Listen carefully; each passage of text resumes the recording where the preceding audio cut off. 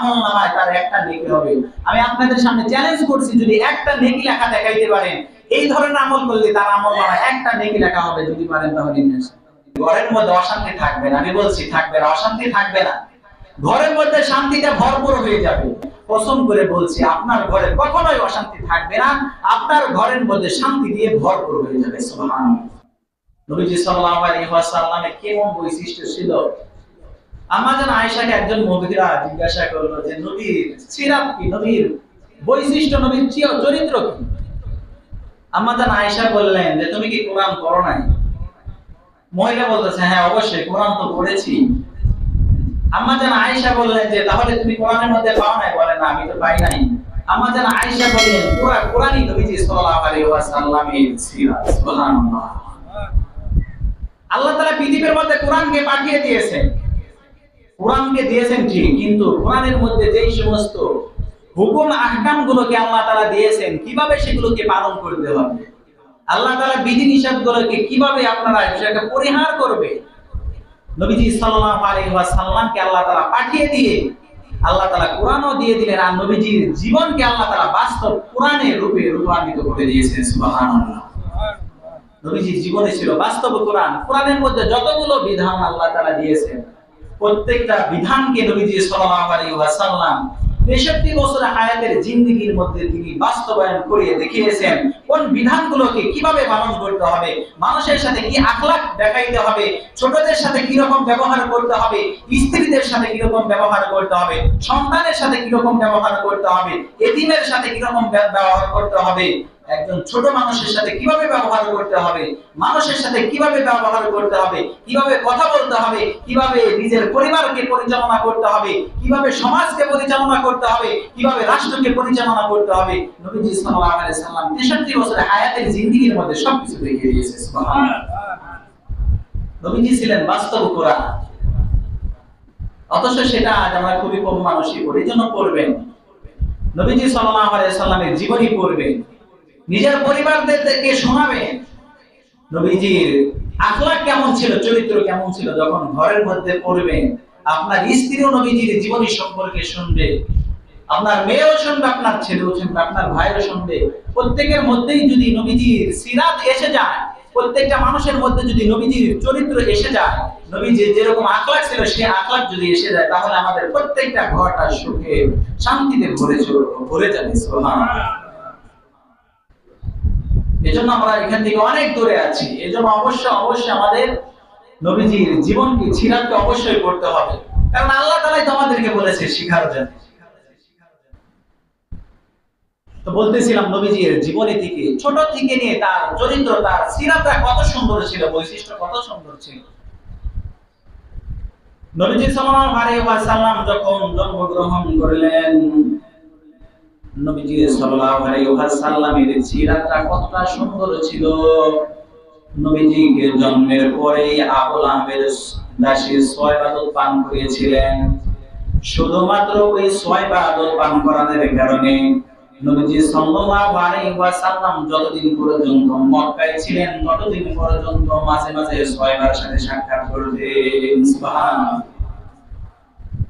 একদিন দুই দিন দুধ পান করানোর কারণে সয়বাকে মাঝে মাঝে তিনি খোঁজ খবর দিতেন। কতটা সুন্দর বৈশিষ্ট্য দেখেন।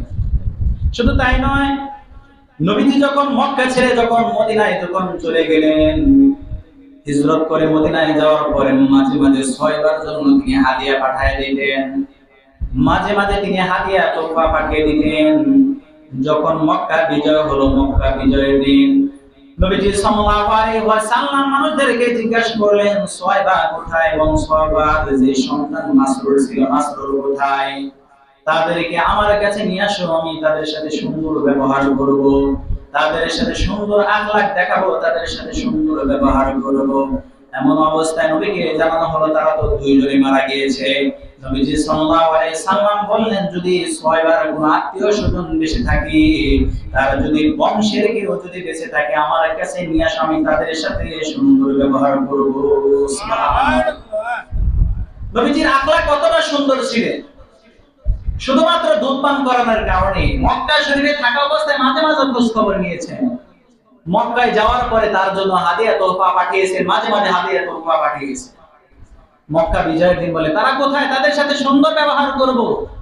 আর আমাদের বলেন অনেকেরই খোঁজ খবর নিয়ে দেখা যাবে যে মা আমাদেরকে 2 বছর পর্যন্ত দুধ পান করিয়েছে, গর্ভের মধ্যে রাখিয়েছে, ছোট থেকে বড় করছে, যখন কামাইয়ের সময় হয়েছে মা বাবাকে রাখতেছি চিন্তা করে বলেন। আমাদের হলে এটাই অবস্থা। আর নবীজি আমাদেরকে শিক্ষা দেয় যে মাত্র কয়েকদিন দুধ পান করানোর কারণে তার মাঝে মাঝে খোঁজ খবর নেয়। এমনকি মক্কা বিজয়ের সময় তিনি বলে যে তার সাথে সুন্দর ব্যবহার করব, সে বেঁচে নাই, তার পরিবারে কি আছে, তার বংশের কি আছে, আমার কাছে নিয়ে আসবে। সুবহানাল্লাহ। এটা ছিল নবীজির আদর্শ, এটা ছিল নবীজির সিরাত, এটা ছিল নবীজির আখলাক। এটাই ছিল নবীজি আমাদেরকে উত্তম আদর্শ শিক্ষা দিয়েছেন। তাহলে যদি নবীজি সামান্য দুধ পান করানোর কারণে যদি তার সাথে এত সুন্দর ব্যবহার করতে পারে, আমাদের যে মা আমাদেরকে গর্ভে ধারণ করিয়েছেন, দুধ পান করিয়েছেন, তাদের সাথে কতটা সুন্দর ব্যবহার করার দরকার নবীজি আমাদেরকে এটাই বুঝিয়েছেন। প্রত্যেকটা সেক্টরে দেখেন, আপনার যে সেক্টরে আপনার প্রয়োজন, আপনার যেই বিষয়ে প্রয়োজন, নবীজি সাল্লাল্লাহু আলাইহি ওয়াসাল্লামের জীবনের মধ্যে আপনি দেখেন, খুঁজেন, নবীজির জীবনে খুঁজলে আপনি পেয়ে যাবেন নবীকে কিভাবে ভালোবাসতে হবে, নবীকে কিভাবে ভালোবাসলে নবীকে পাওয়া যাবে, সেটাও নবীজি আমাদেরকে শিক্ষা দিয়েছেন। নবীজি সাল্লাল্লাহু আলাইহি ওয়াসাল্লাম এই জন্যই বলেছেন, মান সাল্লা আলাইহা ওয়াহিদাতান সাল্লাল্লাহু আলাইহি আশারা। নবীজি সাল্লাল্লাহু আলাইহি ওয়াসাল্লাম বলেন, যে ব্যক্তি আমি নবীর উপরে একবার দরুদ পড়ে, আল্লাহ রাব্বুল আলামিন ওই ব্যক্তির উপর 10টা রহমত নাযিল করে দেয়। সুবহানাল্লাহ। শুধু তাই নয়, নবীজি সাল্লাল্লাহু আলাইহি ওয়াসাল্লাম বলেন, যে ব্যক্তি আমি রাসূলের উপরে একবার দরুদ পড়বে, আল্লাহ তাআলা তাকে 10টা রহমত দিয়ে দেয়। শুধু তাই না, তার 10টা গুনাহগুলোকে আল্লাহ মাফ করে দেয়। শুধু তাই নয়, সাথে সাথে আল্লাহ তাআলা তার 10টা মর্যাদাকে উঁচু করে দেয়। সুবহানাল্লাহ। আল্লাহ তাআলা তার 10টা মর্যাদাকে উঁচু করে দেয়। তাহলে নবীর উপরে একবার দরুদ পড়বেন মানে 10টা নেকি পেয়ে যাবেন, 10টা গুনাহ মাফ হয়ে যাবে। নবীজি সাল্লাল্লাহু আলাইহি ওয়াসাল্লামের উপর যখন আপনি দরুদ পড়বেন, সাথে সাথে আল্লাহ তাআলা নেকি লিখে দিবে। শুধু তাই নয়, নবীজিকে যখন আপনি দরুদ পড়বেন, আপনার কাছ থেকে দরুদ নেওয়ার জন্য আল্লাহ তাআলা স্পেশাল একটা করে ফেরেশতা প্রত্যেকটা মানুষের সাথে দিয়ে দিয়েছে। সুবহানাল্লাহ। আপনি যখন দরুদ পড়বেন, সাথে সাথে আপনার দরুদকে নিয়ে নবীজির কাছে পৌঁছায় দিবে। নবীজির কাছে পৌঁছায় দিবে যে আপনার উম্মত অমুকের ছেলে অমুক আপনার জন্য দরুদ পড়েছে।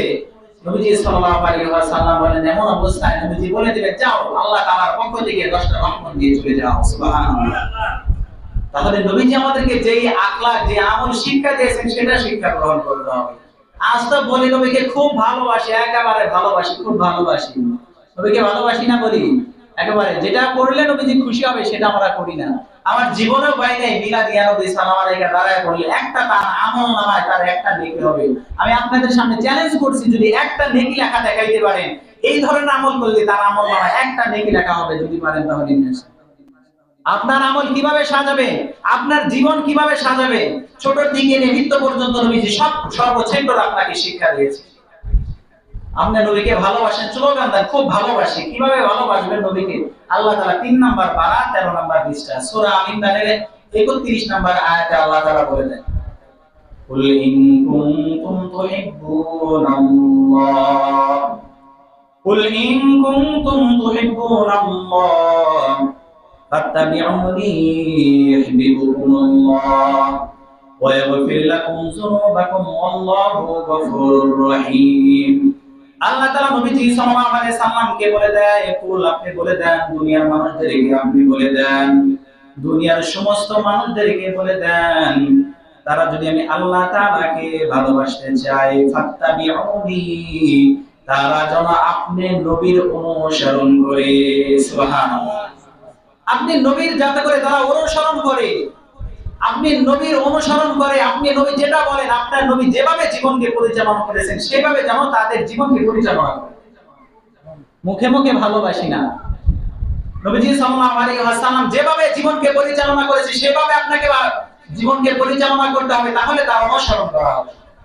আপনার বাবা বলল যে বাজারে এই রাস্তা যাইতে হবে, আপনি এই রাস্তা দিয়ে আপনি একবার দক্ষিণ দিকে হাঁটা শুরু করে দিলেন, অনুসরণ করা হলো? অনুসরণ করা হলো না। নবী যেভাবে জীবনকে পরিচালনা করেছে, যেই পথে চলেছে সেই পথে যদি আপনি চলেন, তাহলে আপনি নবীর অনুসরণ করবেন। শুধু তাই নয়, নবীজি বলেন যে মান আহাব্বা সুন্নতি ফাকাদ আহাব্বানি ওয়া মান আহাব্বানি কানা মাই ফিল জান্নাহ। তোমরা শুনে রাখো, আমি নবীজির যারা সুন্নতকে মহব্বত করবে, সুন্নতকে যারা ভালোবাসবে, তারা আমি নবীকে ভালোবাসবে। যারা আমার সুন্নতকে ভালোবাসবে তারা আমি নবীকে ভালোবাসবে। শুধু তাই নয়, যারা আমি নবীকে ভালোবাসবে তারা আমার সাথে জান্নাতে থাকবে। সুবহানাল্লাহ। যারা নবীকে ভালোবাসবে তারা নবীর সাথে থাকবে। আর নবীকে ভালোবাসতে হলে নবীজির সুন্নাত তরিকায় চলতে হবে। কখনো বেদাত করে নবীজিকে ভালোবাসা যাবে না, কখনো বেদাত করে নবীকে ভালোবাসা যাবে না। কারণ নবীজি বলেন কুল্লু বিদআতিন দালালা কুল্লু দালালাতিন ফিন্নার। এখানে সমস্ত খেল শেষ। নবীজি বলেন কুল্লু বিদআতিন দালালা, প্রত্যেকটা বেদাতকারী, প্রত্যেকটা বেদাতি হলো পথভ্রষ্ট, পথভ্রষ্টকারী। প্রত্যেকটা বেদাত যে করবে পথভ্রষ্টকারী, সেই পথভ্রষ্ট। আর যেই পথভ্রষ্ট সে জাহান্নামে চলে যাবে। নবীজির আদর্শ অনুযায়ী চললে, নবীজি যেদিকে আপনাকে চলতে বলেছেন সেই অনুযায়ী চললে, নবীজির সুন্নতকে ভালোবাসলে নবীকে ভালোবাসা হবে, জান্নাতে থাকতে পারবেন। নবীকে ভালোবাসবেন না, উল্টা দিকে যাবেন, বিদআত করে ফেলবেন, শিরক কাজ করে ফেলবেন, তাহলে নবীজির সাথে তো জান্নাতে থাকা তো দূরের কথা, ডাইরেক্ট জাহান্নামে চলে যেতে হবে। ঠিক না বলেন? এই জন্য আমাদের জীবনে আখলাক শিখতে হবে। কার থেকে বলেন? নবীর জীবনী থেকে আখলাক শিখতে হবে। কই থেকে শিখতে হবে? নবীর জীবনী কে তো জানতে হবে, নাকি বলেন? না জানলে কি আখলাক শেখা যাবে? নবীজির জীবনে পড়বেন তো ইনশাআল্লাহ। পড়ে, নবীজির জীবনী পড়েন, ঘরের মধ্যে অশান্তি থাকবে না। আমি বলছি থাকবে না, অশান্তি থাকবে না। ঘরের মধ্যে শান্তিতে ভরপুর হয়ে যাবে। যদি সুন্নত অনুযায়ী চলতে পারেন, নবীজির দেখানো পথে যদি আপনি চলতে পারেন, আপনার ছেলেকে চালাইতে পারেন, আপনার মেয়েকে চালাইতে পারেন, উত্তম আদর্শ যদি আপনার ঘরের মধ্যে বাস্তবায়ন করতে পারেন, কসম করে বলছি আপনার ঘরে কখনোই অশান্তি থাকবে না। আপনার ঘরের মধ্যে শান্তি দিয়ে ভরপুর হয়ে যাবে। সুবহানাল্লাহ। এজন্য আমাদের জীবনকে নবীজি জীবন অনুযায়ী, সুন্নাত অনুযায়ী আমাদের জীবনকে পরিচালনা করব। ঠিক আছে ইনশাআল্লাহ? ঠিক আছে ইনশাআল্লাহ? আল্লাহ তাআলা আমাদের সকলকে, আমাদের জীবনগুলোকে, আমাদের ঘরগুলোকে নবীজির আদর্শ অনুযায়ী, উত্তম আদর্শের মাধ্যমে আমাদের জীবনকে সাজানোর তৌফিক দান করুন। সকলে বলে আমিন।